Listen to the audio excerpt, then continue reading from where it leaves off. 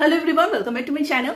सो आज তোমাদের সাথে ছোট্ট এবং ভীষণ ইজি 5 মিনিটে বানিয়ে ফেলতে পারবে এরকম একটা ব্রেকফাস্ট রেসিপি তোমাদের সাথে শেয়ার করছি। একটু পরে আমি বেরোবো, তার আগে আমি এই রেসিপিটা বানিয়ে খেয়ে তারপর বেরোবো, তাই ভাবলাম তোমাদের সাথে শেয়ার করি।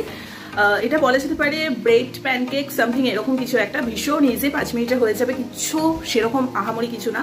সো চলো বানাচ্ছি যখন তোমাদের সাথে ছোট্ট করে শেয়ার করে দিই। আই থিঙ্ক তোমরা সবাই পারবে এটা বানাতে, এবং কেমন কি লাগলো না লাগলো সবটা আমাকে কমেন্ট করে জানিও। সো চলো আর দেরি না করে আমি রেসিপিটা তোমাদের সাথে শেয়ার করি। ব্রেকফাস্ট তোমাদের জন্য বানাবো।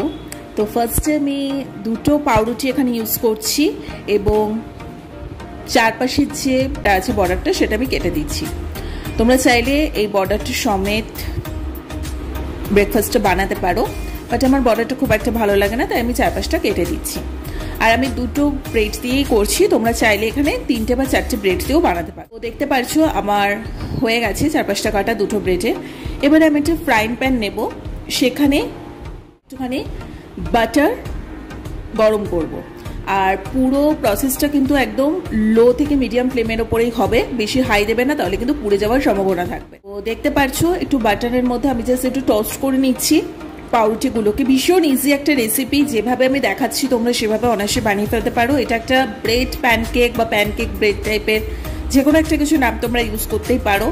তো 2 পিঠ ভালো করে ভাজবে আগে পাউরুটিগুলো, না হলে কিন্তু জিনিসটা ভালো হবে না খেতে। তো যাই হোক দেখতে পাচ্ছ একটু বাটারের পোর্শনটা বেশি লাগবে, তাতে একটু ঘি মানে বাটারের একটা ফ্লেভারও আসবে, খেতেও বেশ সুন্দর হবে। তো যাই হোক, আর এখানে কোনো সুগার আমি ইউজ করবো না, সুগারের পরিবর্তে আমি একটা জিনিস ইউজ করবো, সেটা লাস্টে তোমাদের গার্নিশিংয়ের টাইমে দেখিয়ে দেবো।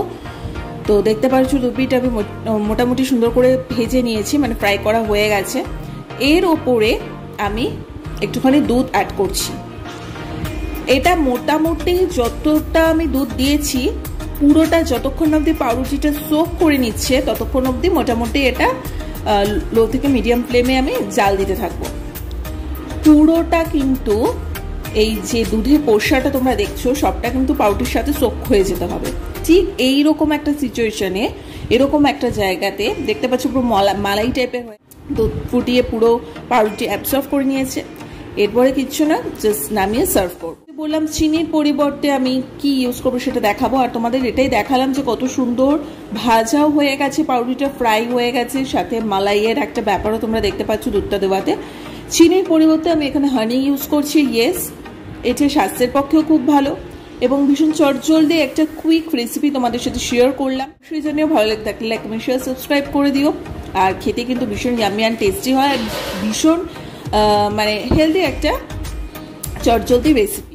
খেতেও দেখিয়ে দিচ্ছি, ভীষণ সফট হয়েছে জিনিসটা, অবভিয়াসলি যেহেতু দুধ দেওয়া রয়েছে এখানে সফট হবে, এবং একটা যেহেতু বাটারে ফ্রাই করা হয়েছে তাই কিন্তু একটু থিকনেসও রয়েছে একটা, এবং ক্রাঞ্চিনেসও আছে। তো চলো, খেতে তো খুব সুন্দর হয়েছিল। ছোট্ট এরকম রেসিপি আরও তোমাদের সাথে শেয়ার করতে থাকবো, কেমন লাগলো অবশ্যই জানিও। আচ্ছা, আমাদের এখানে টাটা।